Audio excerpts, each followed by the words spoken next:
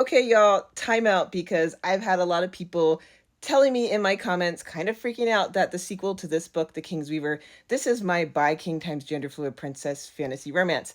And the sequel, this isn't really a spoiler because I'm talking about it anyway, but the sequel has a trans mask pregnancy.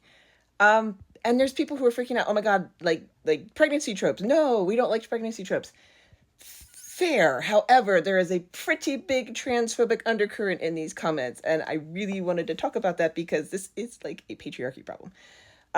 There was something that blew up on TikTok, I think last week, where a trans guy was talking about how people view trans men when they start passing, or just in general, and it's like how the queer community especially views trans men.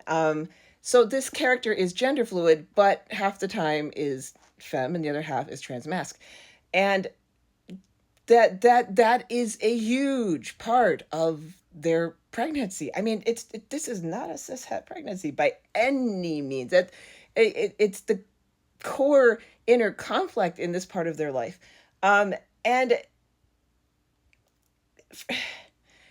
two people in love are allowed to have kids. Trans men are allowed to do and feel however they want in their bodies. I mean, they don't owe anyone masculinity. They don't owe anyone a specific definition of it. Pregnancy is not inherently feminine. It's all of these things. I'm like, you know what? I'm pushing buttons today. So, and I mean, that is part of the story of book two. That is, it's a central part because that is a big part of what this character is going through.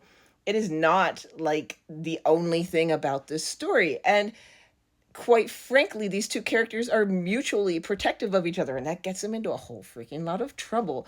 And there's big things going on, and inherent flaws, and just all of this stuff, and it's deep self feels and self healing going on. So before you're like, oh my God, ew, pregnancy trope. One, this is not a cis het book. Well, this isn't either, but the book two is definitely not.